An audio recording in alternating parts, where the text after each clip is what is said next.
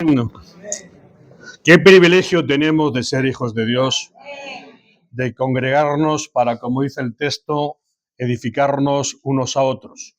Los que subimos aquí lo hacemos con ese propósito. Lo conseguimos o no, ponemos lo mejor de cada uno de nosotros mismos para lograrlo. Espero que esta mañana sea de edificación. Espero que no tengáis prisa. 20 páginas. Vamos a continuar. Estamos en el 2026. Parece que fue ayer el efecto 2000, como que el efecto 2000 era tremendo. Cada año todos nos hacemos propósitos, buenos deseos. Le han preguntado a la inteligencia artificial cuánto duran los buenos deseos para un año que comienza. ¿Sabéis lo que contesta la inteligencia artificial? ¿Qué día acaban los buenos deseos? El 18 de enero. ¡Qué corto! ¡Qué corto es el cambio! ¡Qué cortos son los buenos propósitos! Dios tiene para nosotros un propósito a largo plazo. No es una carrera de velocidad, es una carrera de distancia. Puestos los ojos en Jesús. Así fue el título de la predicación del 15 de diciembre pasado y me quedé y dije, continuará. Hoy voy a enfocar el mismo texto, los mismos textos, se voy a continuar con la misma idea, bajo la propuesta de un plan para cada uno de nosotros de vivir una vida de fe. Sabéis que el puesto los ojos en Jesús es el capítulo 12 de Hebreos y anteriormente viene precedido del capítulo 11 donde se nos cuenta una historia desde el principio de gente que vivieron vidas de fe. No de santos, de seres humanos de carne y hueso que en su historia alcanzaron el propósito que Dios los había previsto.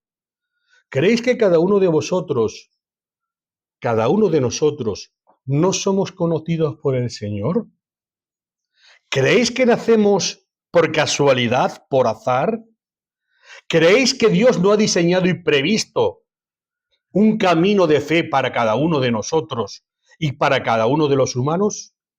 La Biblia no habla de casualidad, sino habla de causalidad.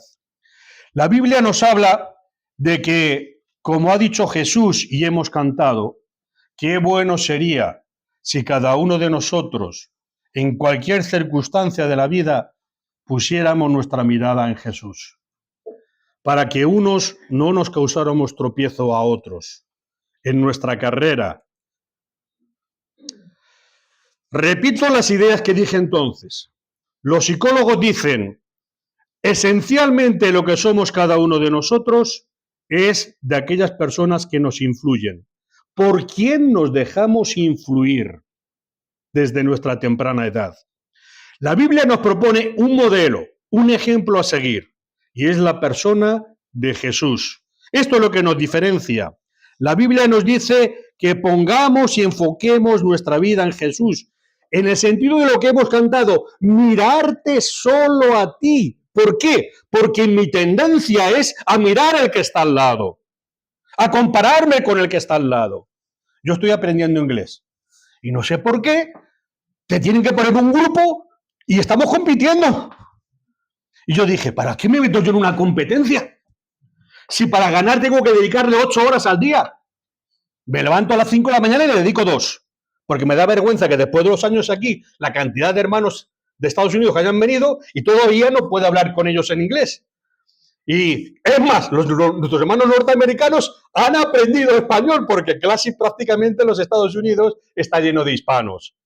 Y han aprendido a hablar. Ellos que antes no querían, eso es más. Y a mí me da vergüenza. Pero yo no quiero entrar en competencia. Yo lo que quiero es conseguir comunicarme, bendecir a mis hermanos con una palabra.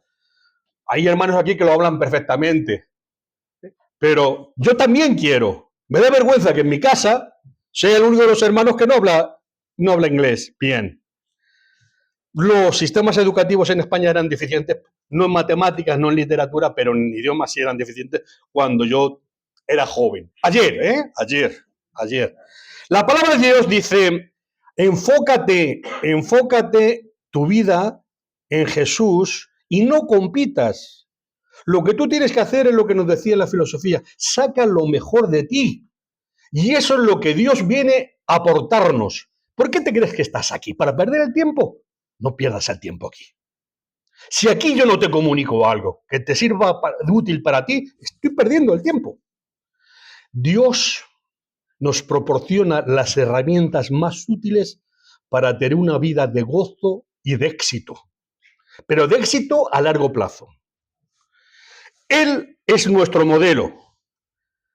Las circunstancias pueden ser difíciles, nuestras propias debilidades pueden ser problemas, pero cuando ponemos nuestra atención en Jesucristo, estamos en el camino de sacar lo mejor de nosotros mismos. Vivir una vida de fe. ¿La fe qué consiste? En creer como dice Jesús. La gente, ¿por qué no cree? Jesús dice, no es que no haya pruebas suficientes, porque el mundo está hecho de tal manera que ves que no es no es azar. Hay un origen, hay una inteligencia superior. Y esa inteligencia no es una mente, no es una inteligencia artificial, es una persona creadora, viva, y que vive hoy en nosotros a través del Espíritu Santo. Y Jesús nos dice, ejemplo os he dado. Dios se molestó bajar de la gloria eterna para mostrarnos una vida de éxito, una vida de profundidad, una vida de realización. Y Jesús nos dio ejemplo. Y Él dice, es verdad, a mí me hubiera encantado vivir en la Palestina del siglo I, Señor, y haber sido testigo ocular de aquellas cosas. ¿De verdad? ¿Hay cambia? Quizás la perspectiva de la historia nos da más facilidades a nosotros que los que vivieron entonces. Y dice, jóvenes, vosotros no tengáis en poco vuestra juventud para adquirir las virtudes de Dios y ser ejemplo. Y las iglesias nos exigimos unas conductas. Exigimos, Señor, haz de mí un vaso nuevo. Espero que cada vez que cantemos lo asumamos.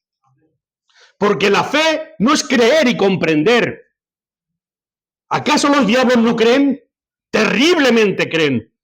Pero es que es lo que busca Dios. No. Lo que busca Dios es que actuemos y obedezcamos.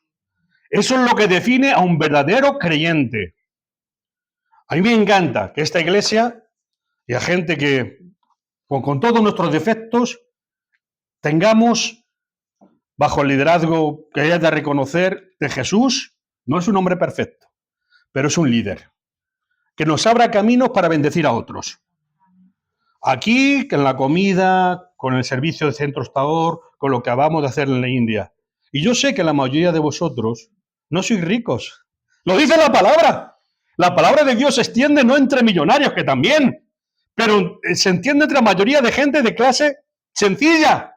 Pero Dios dice, con vuestra sencillez y sacrificio, hago mi obra. Dios nos bendice para que seamos una vía de bendición para otros. Y yo, a veces, yo soy el primero que me resiste. ¿Para qué nos metemos en compromisos? ¿Para qué? ¿Para qué? Soy el primero que no quería ese local. Soy el primero que no quería. Pero me alegro mucho de que la gente de fe motive a otros. Y nos involucre a otros. Tu sacrificio, con tu trabajo, con tu historia, es de bendición que solamente sabe el cielo cómo Dios trabaja con ello. Dijimos que no solamente podemos aprender de las cosas buenas y de las buenas personas, también podremos aprender de los malos ejemplos que otros realizan. Son formas de aprendizaje. Cuando Pablo escribe a la carta a los Corintios, una iglesia que tenía de todo, sobre todo pecados en sobreabundancia. Si queréis ver una ciudad pecadora, iros a Corinto, que ahí no le falta de nada. Era tremenda. Pero Pablo dice, fijaros, escribiéndolos a ellos, mirad, Hago referencia a vosotros a lo que sucedió con el pueblo de Dios cuando le liberó de la esclavitud de Egipto. Y quiero que miréis hacia atrás para que os sirva de advertencia. Fijaros que seguramente el Éxodo recoge la cantidad de milagros mayor en el Antiguo Testamento. Aquellos que salieron de Egipto fueron testigos de hechos milagrosos tremendos. ¿Eso les hizo mejor pueblo? Mismo Señor Jesús, me seguís porque habéis visto los milagros y las señales, pero eso no es lo que yo vengo a decir. Eso corrobora que el Dios de los cielos bendice y certifica que yo vengo de Él y hago en su nombre la obra. Pero eso no garantiza un cambio profundo en vuestra vida. Y lo que quiero es un cambio profundo en la vida de cada persona. Podría preguntar, ¿cuánto has cambiado desde que conoces a Cristo? Interiormente, ¿amas mejor? ¿Aprecias la obra de Dios? ¿Infravaloras lo que ocurre y las circunstancias de este mundo para poner por delante a Dios? Aprender de la historia. Pablo explica que los errores, los castigos que sufrió el pueblo del Antiguo Testamento no son relatos antiguos e historias, sino que son experiencias vividas que nos podemos aprovechar de ellas para aprender y estar advertidos. Por eso él dice, no quiero, hermanos, que ignoréis lo que sucedió, para que vosotros no os ocurra como a ellos. Bueno, pues venga, ¿qué ocurrió? Pablo, dinos. Venga, vamos a intentar visualizarlo. 5 actitudes que tenían aquel pueblo. Ellos, versículo 6 de 1 de Corintios 10, no codiciemos cosas malas como ellos codiciaron. El versículo identifica la codicia. ¿Qué es la codicia? Ay, es que deseo, ¿qué deseo? Lo de los deseos de todos los años, ¿qué deseas? ¿Y qué haces para eso? ¿Y es un deseo bueno? Los que vamos a los gimnasios sabemos que mucha gente se apunta un año y va un día, o 2 días, o 5. A veces tonto, porque los gimnasios aprovechan y cobran el año, ¿no? Y la gente no va. Quiero tener un cuerpo este año voy a ser mister. Bueno, y la gente no va. El deseo tiene que desear lo bueno, es algo bueno, pero a veces la codicia es como un afán excesivo, desordenado. ¿Por qué? Por poseer riquezas, bienes, posesiones, y a veces en un beneficio propio, haciendo daños a terceros o no necesitándolo realmente. ¿Qué es la idolatría? Como dice Pablo aquí. Esa conducta de codicia es idólatra. ¿Por qué? Porque no tiene en cuenta realmente cuando nosotros nos hacemos un propósito para un año. ¿Tenemos en cuenta a Dios para eso? Recordad que Pablo dice, incluso nuestras peticiones a Dios, si no fuera por el Espíritu Santo y nos concediera lo que pedís, no sabéis lo que podría ocurrir. Dios nos protege, porque como dice la palabra, Él sabe darnos lo que nos conviene. Ay, jóvenes, si el Señor me hubiera dado la chica que yo me gustaba en la historia, que se ha apartado de Dios y no ha querido vivir a Dios. Pero a ti te gustaba, era bonita o aparentaba ser mejor cristiana que tú. Y yo os digo, no hay nada mejor en la vida que encontrar una pareja que te ayude a contribuir a crecer en el Señor. Una pareja que no te obliga a estar con celos, desconfiada, que una pareja que ponga al Señor por delante. No todos tenemos el mismo grado de compromiso, esto está claro, clarísimo. No tenemos que tener la misma vocación, claro que no, pero que nos complementemos y nos ayudemos. ¡Ay, si el Señor me hubiera concedido! Pero claro, el Señor te protege. Y aún así metes la pata. Y el Señor te saca y te levanta y vuelve atrás. Porque tienes tu mirada en el Señor y en hacer su propósito. ¿Lo compartes conmigo? Eres joven.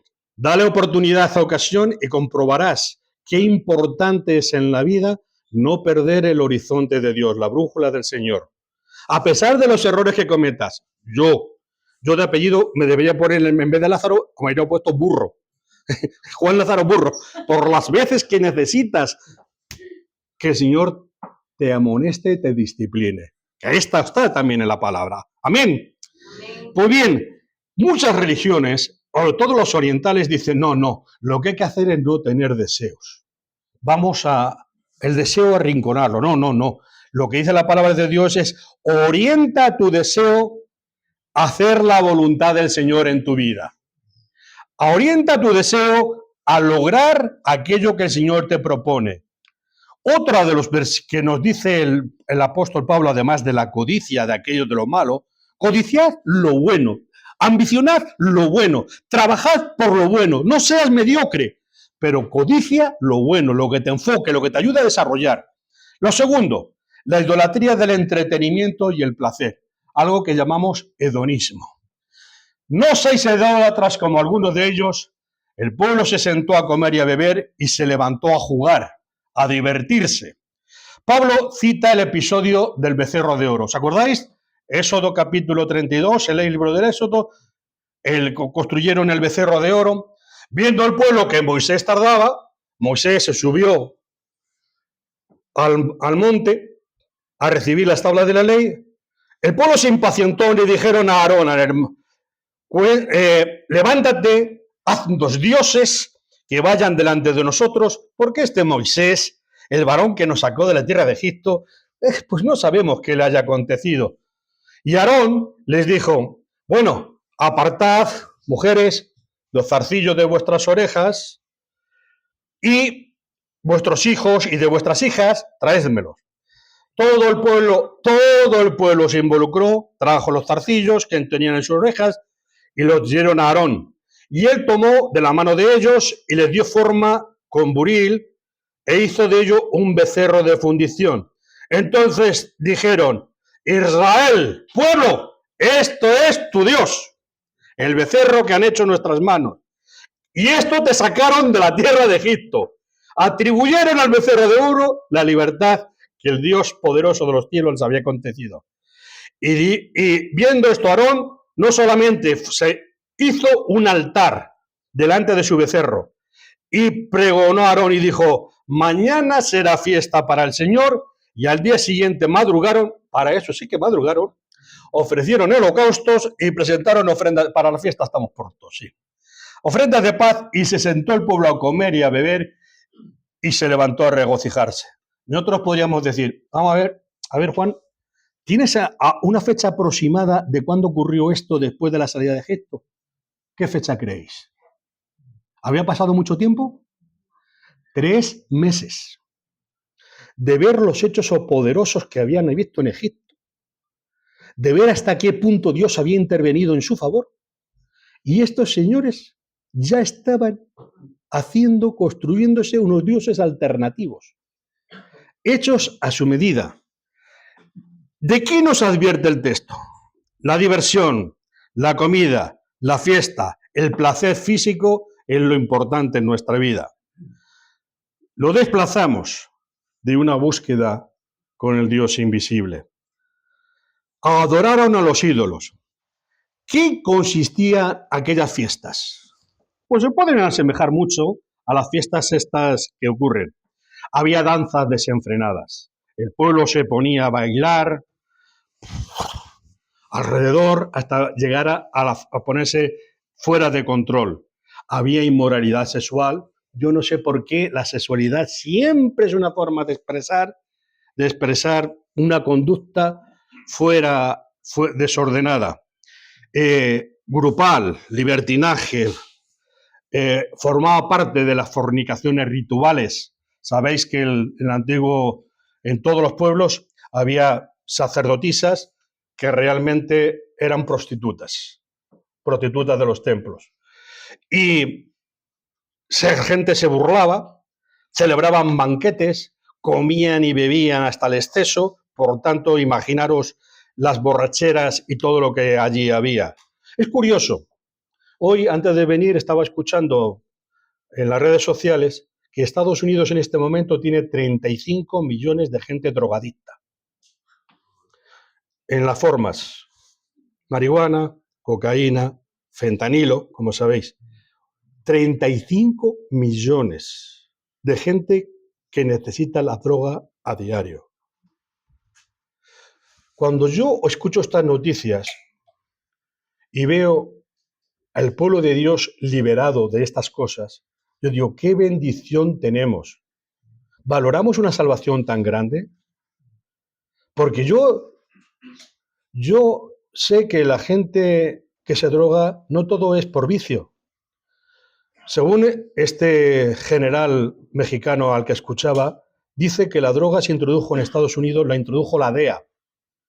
Porque cuando vinieron los soldados de Estados Unidos de la guerra de Vietnam, venían tan rotos por dentro, tan rotos, que necesitaban de la droga para vivir. Y dice, si no les hubiéramos dado droga, se hubieran matado unos a otros. Hubiera habido mucha violencia social. Yo sé que a veces la gente lo dice por vicio, por debilidad. Yo no tengo la razón. Yo sé que el Señor nos promete liberación, que nos promete sanidad, paz interior. Yo he conocido gente así. Yo he conocido gente que vino de esa guerra y me lo contaban y es verdad que estaban destrozados. Me decían, ¿tú sabes lo que pasar noches hasta el cuello de agua, metidos en aquello, no sabiendo por dónde estaban los enemigos, teniendo que disparar, matar, y no sabías por dónde te llegaba? ¿Tú sabes lo que es eso? Día tras día tras día. Y ellos te hablan como estaban rotos. Bien, la palabra de Dios nos dice que Él nos da libertad para superar toda situación. Por supuesto, una y mil veces diré, no hay ninguna guerra justificada en el nombre de Jesús. En el nombre de Satanás, amén. Pero en el nombre de Dios, no amén. Dios nos da la fortaleza para, como dice el autor de Hebreos, estar dispuestos a perder la vida en el nombre de Cristo. Vivimos una época de comodidad en el país donde vivimos, pero hay gente que por levantar la voz a favor de Jesucristo pierde bienes y vidas. Mezclar la adoración a Dios con las costumbres paganas que habían visto en Egipto, transformando una supuesta fiesta religiosa y sagrada en una escena de degradación moral y espiritual, es algo de lo que nos vienen advirtiendo la palabra de Dios. ¿Qué era el becerro de oro? El becerro de oro hecho de fundición era reflejo de lo que ellos habían aprendido allí en Egipto. Era una regresión a las deidades que los israelitas conocieron durante siglos de cautiverio. ¿Acaso el toro Apis no era el dios de la prosperidad, del poder, de la fertilidad, de la fuerza? Y era un toro que además la fiesta duraba 40 días, justo los mismos 40 días que Moisés estaba ahí arriba recibiendo las palabras de Dios, la ley, en las tablas. Y la diosa vaca, Hathor, era la diosa del oro, la música, la danza, el placer. Por tanto, los banquetes y los bailes eran lo que ellos pensaban que les requerían esos dioses y tenían que llegar hasta esos estados de fuera de control y de enviacred. ¿Y el oro? ¿Por qué de oro? Porque decían que los dioses, su sangre, su cuerpo se componía de oro. Y lo hicieron a imagen y semejanza de lo que ellos pensaban. ¿Por qué es esto? Necesitamos materializar la divinidad en algo que podamos ver y tocar. No podemos vivir con un Dios que vive en nosotros de forma invisible a los ojos, pero visible a los ojos del Espíritu. Porque uno experimenta la presencia de Dios, ¿o no? Escuchaba a alguien el otro día también que decía, yo siento la realidad de Dios como muy de forma superior que la realidad de que yo te estoy hablando contigo de frente. A mí me ocurre eso. Yo siento la presencia de Dios como una realidad más real, aunque no lo vea, aunque no lo palpe, aunque no lo pueda oler, que la presencia de otro ser humano como yo. ¿Por qué? Porque vemos a través de los ojos de la fe. Necesitamos, levántate y haznos dioses que vayan delante de nosotros, porque ese Moisés que nos sacó, no sabemos qué le ha ocurrido y no sabemos con ese Dios que es el Dios de nuestros padres, el Dios que nos hablaron, que habita los cielos, que creó, No, no, no, no. Hagamos una imagen de Dios a nuestra imagen y semejanza. Podemos hacer una aplicación actual y trasladarlo, pero lo voy a dejar para el próximo día, porque si no, estoy en la página 5, son 17. Como sabéis, lo importante, yo sé que añado demasiado y pierdo muchos puntos, pero quiero deciros que esto que ocurrió allí está ocurriendo traducido a nuestros días. Tradudo y lo voy a explicar. Y lo voy a explicar. Pero lo que me interesa mucho es que nos llevemos de hoy, de aquí, la idea principal. Una vida de fe es una vida en la que Dios dirige nuestra vida. Le concedemos el primer lugar. Lo creemos y actuamos en consecuencia, obedeciendo. Voy a acabar porque a todos nos gusta mucho. A mí de las cosas que más me gustan son los testimonios vivos y reales de las personas. Testimonios del encuentro con Dios, como lo hizo nuestro hermano Pedro días pasados. A él le rescató ese versículo, ¿no?, de leer la Biblia y ora cada día. A mí me rescató en mi adolescencia también otros versículos de la palabra de Dios. Y yo creo que cada uno de nosotros encontramos en algún momento un soporte, pero sobre todo hoy tenemos en nuestra vida la presencia del soporte del Espíritu Santo. Vi en las redes el testimonio de un neurocirujano americano ateo. Este hombre, comenzando siendo ateo, el entrevistador le dice: oye, ¿y a ti qué te sacó de tu ateísmo? Dice: pues muchas cosas. Ve, siempre respeté el cristianismo, al fin y al cabo es una sociedad cristiana, los cristianos cuentan una historia bonita, observaban que los cristianos eran gente muy agradable, pero yo, como científico, decía, la historia de Cristo es un mito, una elaboración que hacen los hombres. Yo me enamoré de la ciencia, me especialicé en bioquímica en la universidad y en neurociencia en la Escuela de Medicina, y me convertí en un neurocirujano. Pero yo observaba, en mi experiencia con los pacientes a los que trataba, que no podía dar todo lo que yo observaba explicación desde el punto de vista material. Tenía que haber algo más. Y al mismo tiempo, enredado, me sucedieron muchas cosas. Me empecé a preguntar, oye, ¿y para qué yo estoy aquí en el mundo? ¿Qué sentido tiene mi vida? ¿De dónde vengo? ¿A dónde voy? Y uno, al final, se enreda tanto en las cosas diarias que no se hace las preguntas realmente importantes. ¿Por qué estoy aquí? ¿Qué propósito tengo y para qué vivo? Y cuando las haces, pues no tienes respuestas. La ciencia no da respuestas a eso.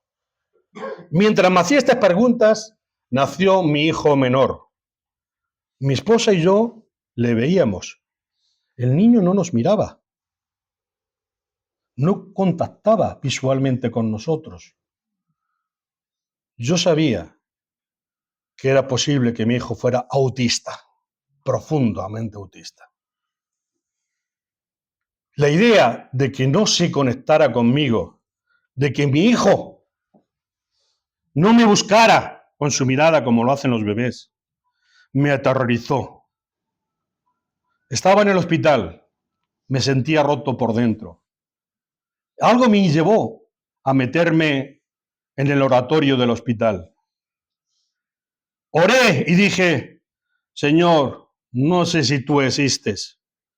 Tengo muchas dudas de que existas, pero mira, estoy pasando en mi vida algo que no sé si puedo soportar. No puedo tener un hijo que esté separado de mí de esta manera. Es algo que no voy a poder soportar. Inmediatamente escuché una voz que es la única vez en mi vida que la he escuchado. Esto es lo que tú me haces a mí. Vives separado de mí. Me derrumbé. Me dije: Señor, ya no lo haré más. Lo siento mucho. Fui consciente de que esa falta de comunicación que se establecía entre mi hijo y yo es lo que yo le hacía al Padre. No había buscado el contacto en mi vida. No había buscado la relación con Él. Ahora sé cómo se siente Dios respecto a sus criaturas y a aquellas personas que le ignoran. Llamé a la iglesia para decirles que necesitaba bautizarme inmediatamente, urgentemente. 2 días después yo me bauticé. Mi hijo cumplió 6 meses. Llegué a casa y mi hijo estaba perfectamente normal, haciendo contacto visual y sonriendo. Y el Señor me mostró lo que yo estaba haciendo con él. Desde entonces he tratado de acercarme más a Él y ayudar a la gente a ver que Cristo es la respuesta, que Cristo es el camino. Científico.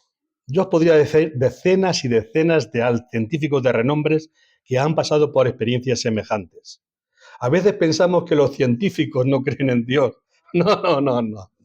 El científico que sabe y tiene más pruebas de que tiene que haber un Dios que el común de los mortales, porque ellos saben muy bien, como ha leído el texto de 1 Corintios 1, ellos han visto cómo el mundo está elaborado de una forma tan precisa, tiene unos mecanismos tan ajustados, saben que todo esto no puede ser azaroso y que hay una mano de Dios. Otra cosa es que le obedezcan y le sigan, porque todos queremos un Dios a nuestra medida, que estas son las cosas que voy a continuar el próximo día.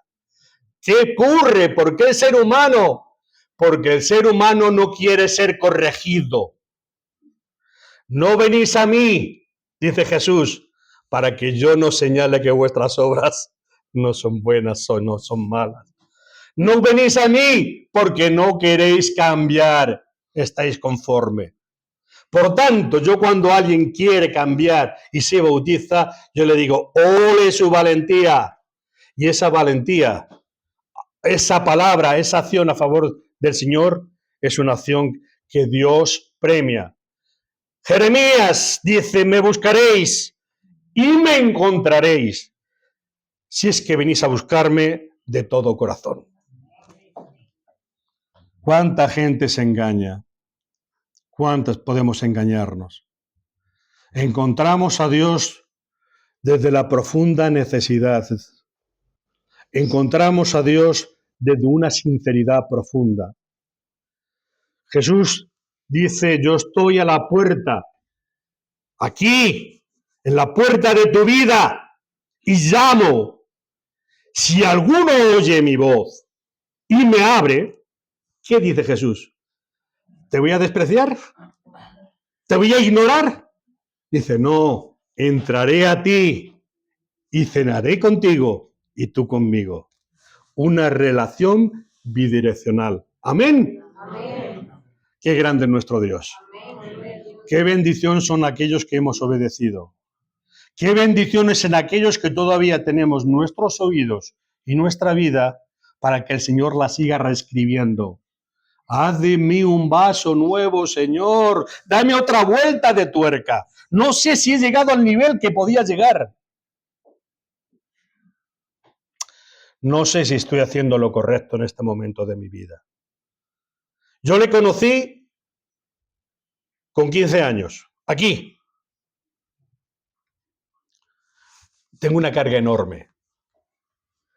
¿Sabéis por qué?